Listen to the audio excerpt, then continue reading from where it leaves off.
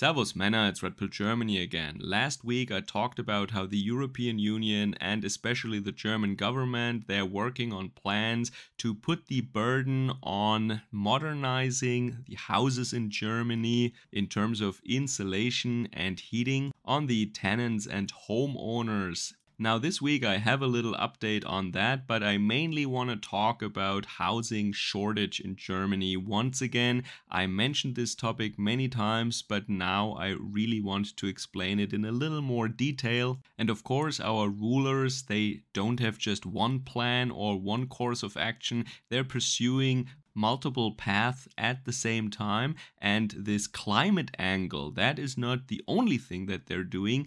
They have something else in mind, as became very clear to me when I read the news concerning this topic in recent weeks. So the short version of it is that we have a housing crisis in Germany, obviously.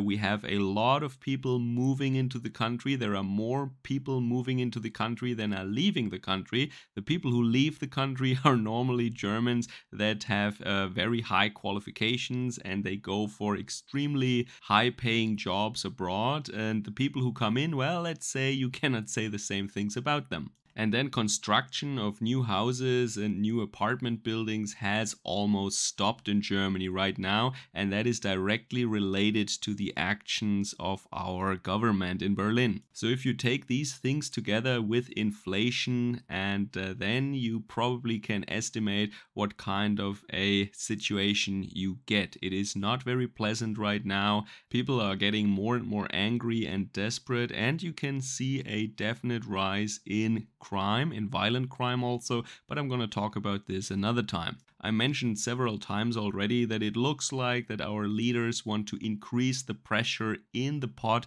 and they want to see what happens, what gives. But let's take a little step back right now and look at what our glorious government announced at the beginning of their term. They said that we need to build at least 400,000 apartments or houses in Germany every year, and out of that 100,000 should be social housing or housing accommodation for people with lower income. The truth is that they didn't even build half of that.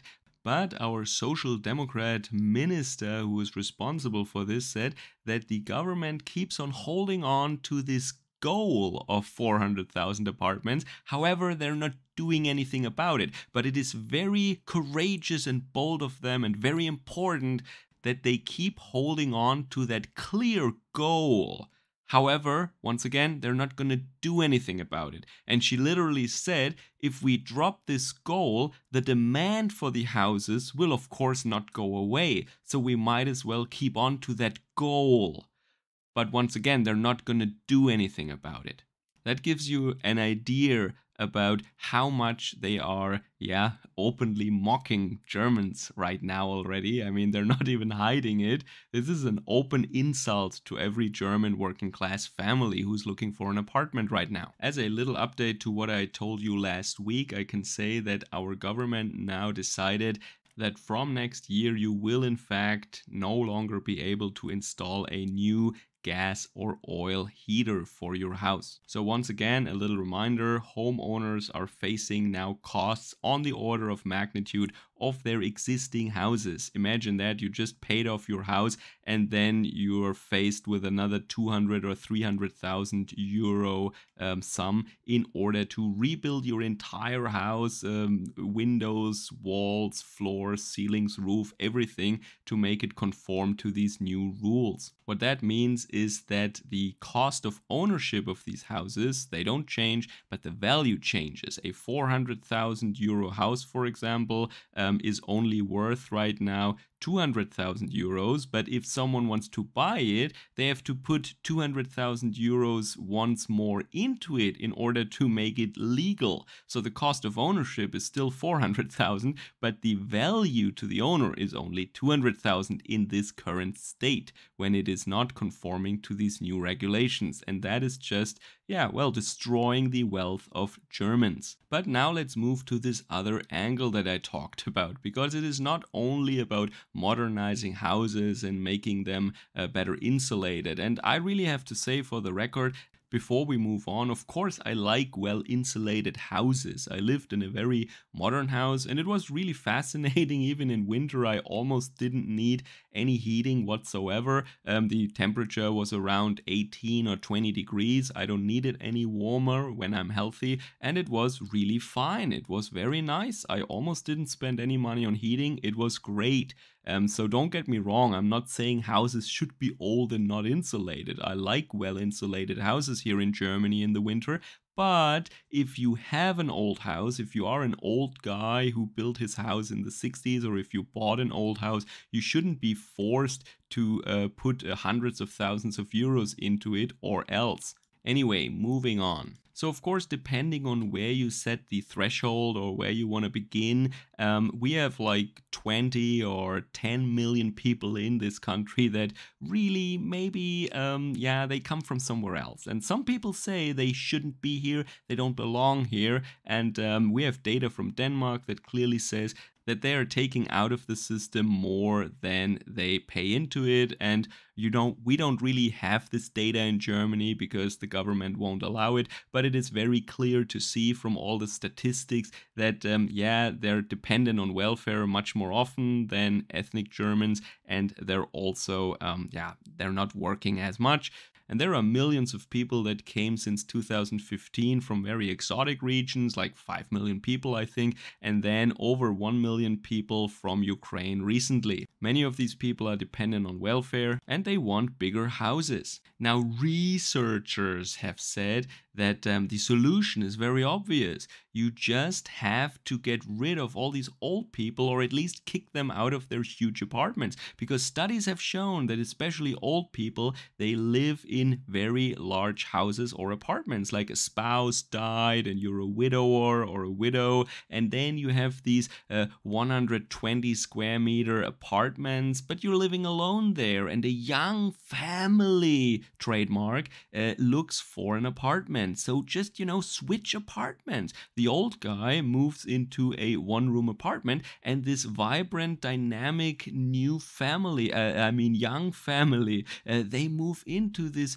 beautiful old apartment of the old guy. So who cares about private property and who worked all their lives for something? These young, vibrant, dynamic, brave families, they need it right now. And the old guy, well, he doesn't need this apartment. He doesn't need his memories, and he doesn't need to keep his private property. So they are actually suggesting that old people, or people who live in houses or apartments that are quote unquote too large for them, they don't need them, they should be facing a 20% rent increase. And then that money can be taken to subsidize housing for young, vibrant families. And either they pay that money or they move out into an appropriate housing environment for them. And they even go one step further. They said, of course, this 20% rent increase shouldn't stay with the landlord. No, that money should, of course, go to a government-managed fund that is then used once again in order to help these vibrant young families. And now comes a very, very important piece of the puzzle. I'm telling you right now that recently there was a reform of the Grundsteuer, that is the property tax in Germany. And due to this reform, everyone who owns a house basically, or a condo or whatever, they have to fill out extensive forms for the tax institutions here, for our office for taxation. And that included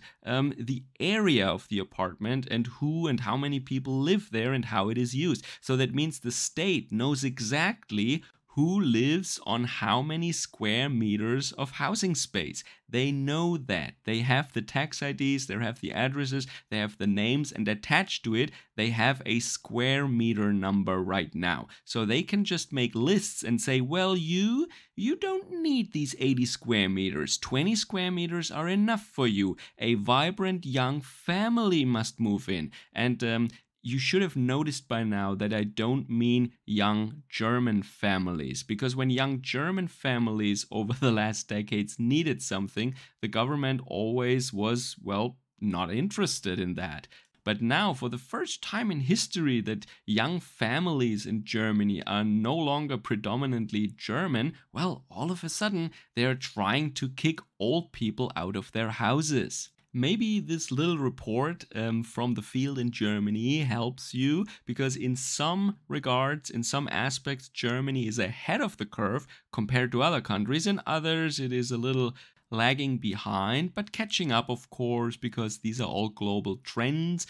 Global homogenization is a real thing after all. So maybe this is helpful because you can see now the beginnings maybe in your country. Sometimes we don't tend to see these things when they have not progressed that far yet, but maybe this is a little warning for you. Let me know how these things look like in your countries, where you are, if you are already at the same level of, let's say, displacement policy as we are in Germany, or if your politicians are just not bold enough yet. Enjoy the rest of your day and a pleasant week. A happy week before Easter.